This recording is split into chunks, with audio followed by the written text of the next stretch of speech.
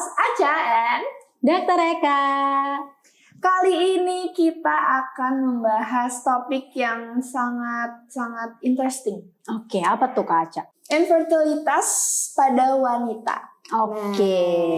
Ya, ini memang kasus yang menarik ya, menarik karena banget.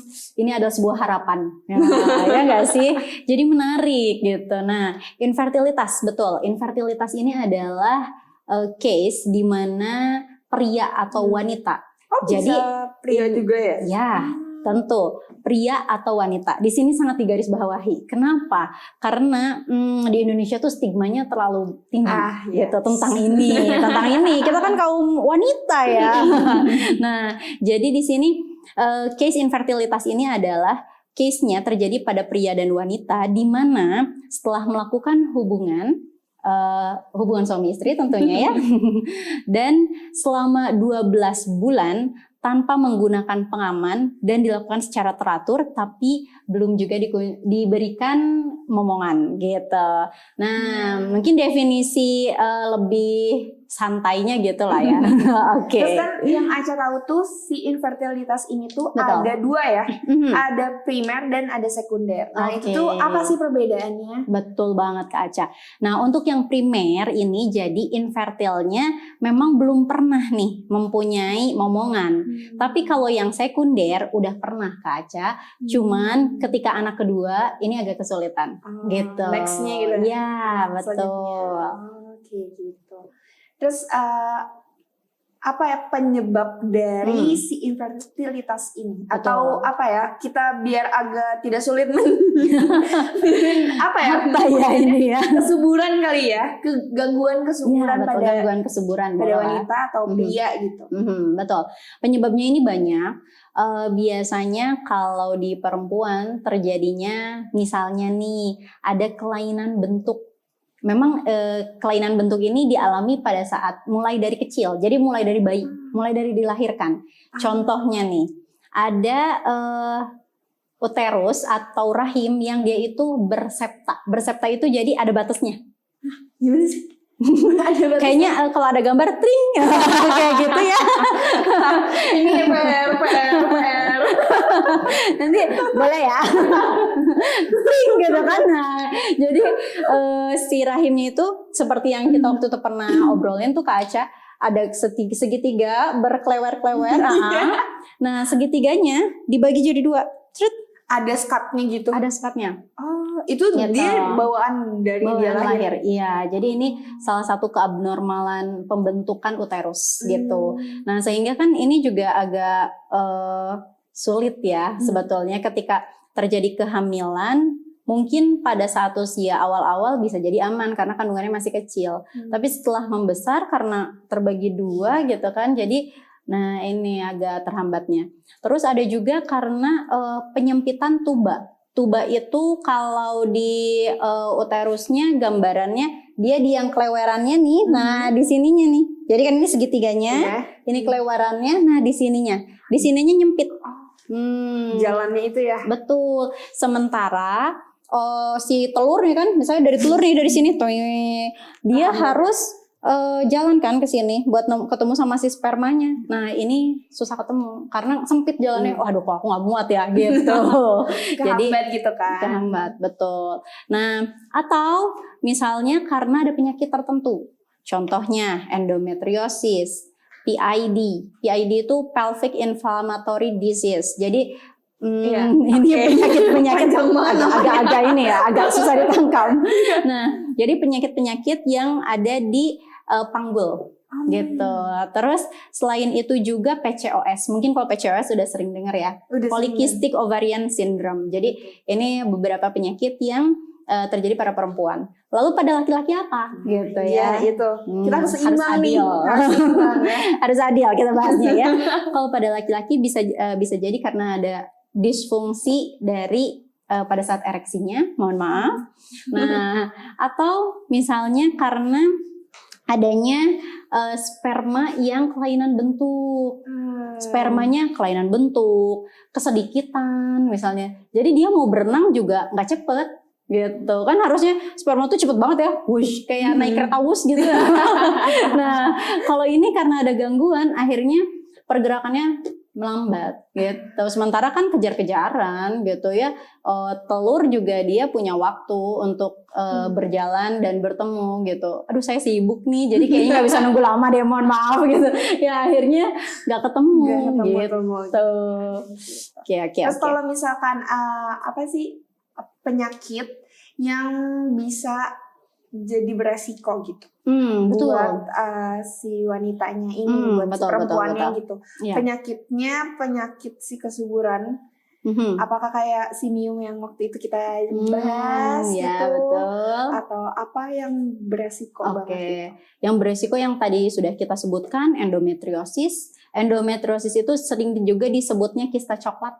Nah, kista coklat. Tapi bukan ada coklat di dalam ya perutnya ya, bukan ya. Nah, jadi nanti kita kayaknya kalau ini jangan dulu dibeberkan sekarang deh, nggak seru. Nanti makanya nonton lagi dong di yang next episode-nya ya. Nah, jadi salah satunya endometriosis, PCOS. Kalau PCOS ini karena gangguan ovulasi gitu ya, karena kan dia PCOS itu adanya di ovarium. Gitu. Nah, di situnya banyak kista tuh di ovariumnya. Jadi telurnya terhambat lah gitu ya untuk keluar, atau misalnya ada gangguan gitu regulasinya.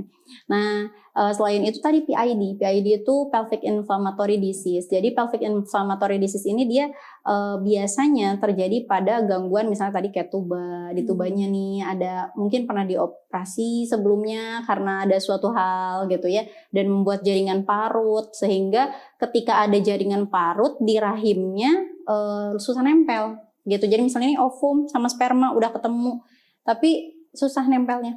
Jadi terjadinya abortus.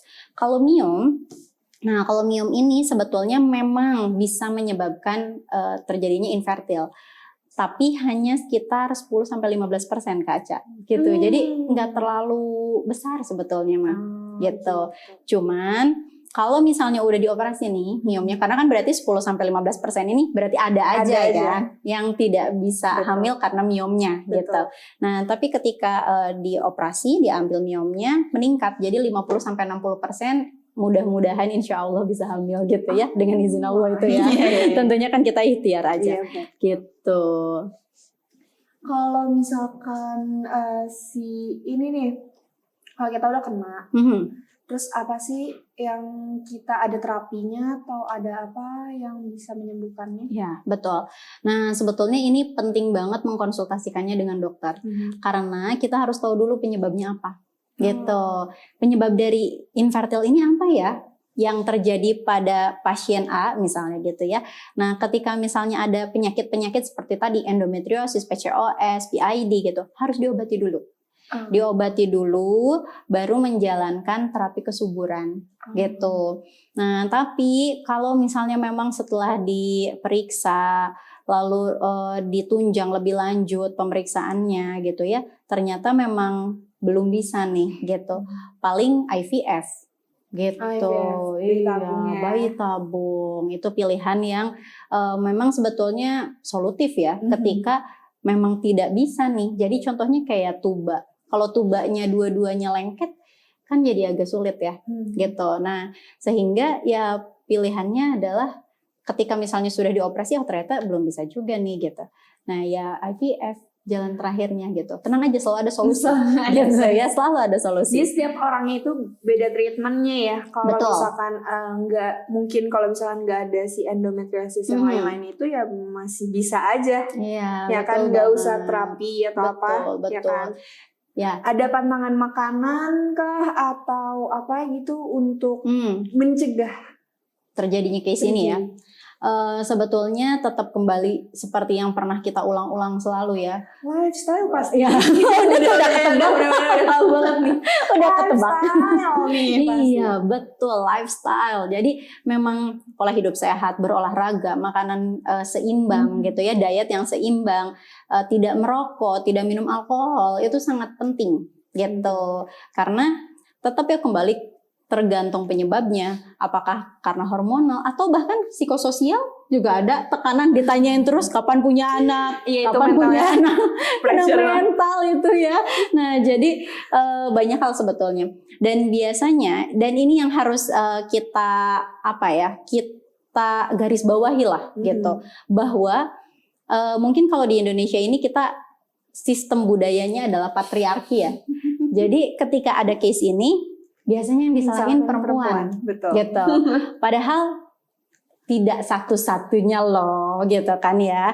Karena ketika punya anak itu kerjasamanya berdua, nggak cuma perempuan aja. Nah sehingga mungkin teman-teman harus tahu bahwa ini case-nya tidak hanya untuk perempuan, tapi untuk laki-laki ketika terjadi ini harus diperiksakan. Dan ini merupakan permasalahan kesehatan. Sehingga ketika teman-teman sudah menikah dengan jangka 12 bulan gitu ya, melakukan hubungan secara teratur ini berarti dalam 1 minggu 3 kali lah.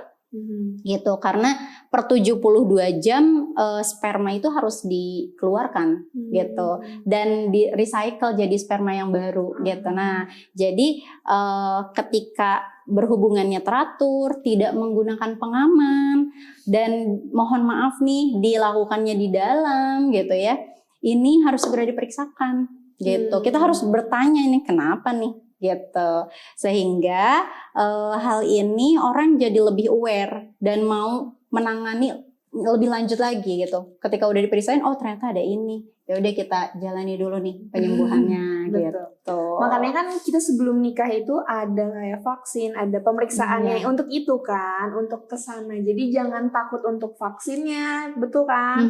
Sebelum kita nikah gitu untuk diperiksakan, baik itu perempuan atau laki-laki. Iya betul, ya kan? betul banget. Gitu. Jadi jangan tabu soal hal ini ya, karena ini sebetulnya permasalahan kesehatan. Jadi mungkin harus dikurangi lah netizen nyinyir ya, atau stigma mertua. Bukan mertua, lebih ke tetangga. Stigma tetangga. Ini tolong tetangga. Nah jadi memang harus agak berkurang ya, karena ya ketika kita yang mengalami ketika kita yang mengalami, ya itu kan suatu hal yang sangat membutuhkan mental gitu. Kita harus memposisikan diri kita sebagai mereka. Betul, intinya. betul sekali. Jadi kita tahu rasanya kalau misalnya kayak digituin ya begitu lah ya. Mas kan? Nah, betul gitu. Jadi ya lagi-lagi balik lagi ke lifestyle sama ya pokoknya tentang lifestyle ya sebenarnya, ini makan terus pola hidup. Kalau misalnya obesitas juga nggak bisa ya? Obesitas berpengaruh. Obesitas ini berpengaruhnya biasanya pada PCOS gitu. Jadi pada PCOS ini biasanya tanda-tandanya obesitas. Hairi itu jadi perempuan nih tapi banyak rambutnya. Itu misalnya banyak bulu. Hairi. Okay. Terus selain itu berjerawat itu juga salah satu ciri PCOS gitu. Tapi tidak semua yang kita sebutkan tadi itu ini PCOS nih. Enggak ya. Enggak.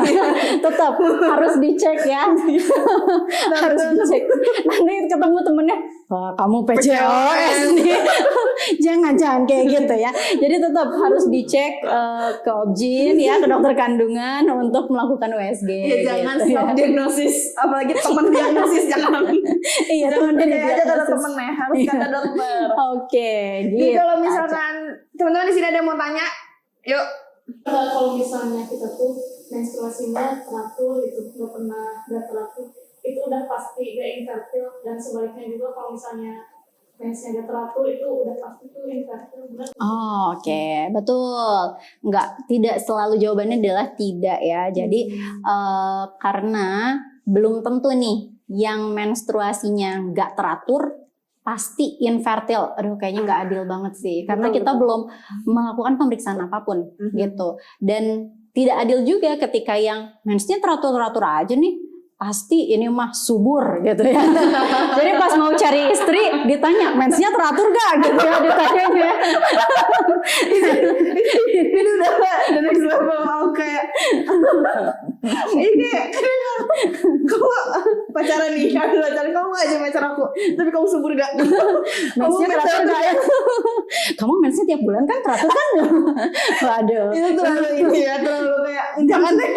Ini jangan dilakukan ya teman-teman ya. Karena enggak semuanya yang mensnya teratur itu subur ya kan. Iya betul, karena memang diagnosis ini harus ada perjalanannya dulu, harus nikah dulu, Iya, harus nikah, melakukan dulu ya. Yang penting nikah aja dulu gitu. Melakukan hubungan dulu selama setahun, ada belum punya momongan, nah baru nih ini tuh ada namanya infertil gitu, ya. Oke. Nah, teman-teman, kalau misalkan udah dikasih tahu kan, lifestyle-nya harus tetap dijaga, terus pola makannya, Betul. olahraga, Betul banget. terus menghindarilah makanan-makanan yang junk food juga apalagi ya. betul Itu banget. tuh emang buat bukan buat si area reproduksi kita aja yang terganggu, tapi badan kita juga ya. Betul sekali. Junk food kayak itu emang nakal banget sebenarnya. Walaupun Apalagi enak ya. karena yang enak itu pasti Biasanya ada mengandung virus kuman gitu kan. Oke. Gitu. Ya gitu aja kali ya. Iya. Pembahasan kita kali ini. Kayaknya cukup sih. Yang tadi udah menjawab kan ya? Udah terjawab kan? Oke, sudah terjawab. Sudah ya? terjawab. Semua pertanyaan-pertanyaan yang aku kepoin selama ini udah terjawab. Terima kasih banyak ya. Sama-sama. Ya buat kamu yang masih penasaran nih tentang apa aja sih yang mau ditanyain tentang kesehatan, boleh langsung drop komen kamu di bawah sini. Terus jangan lupa di subscribe biar tahu nih kita kedepannya mau bikin pembahasan tentang apa ya kan? Betul. Nanti Dan kita juga like juga, di komen sama di share ke teman-teman kalian biar tahu jangan nanyain pacarnya kamu mensnya setiap hari nggak? Mas setiap hari serem banget. setiap hari kan nggak mungkin ya, setiap bulan teratur nggak? Jangan kayak gitu ya. Makanya video ini kamu share ke teman-teman kamu ya. Terima kasih, dadah. Dah.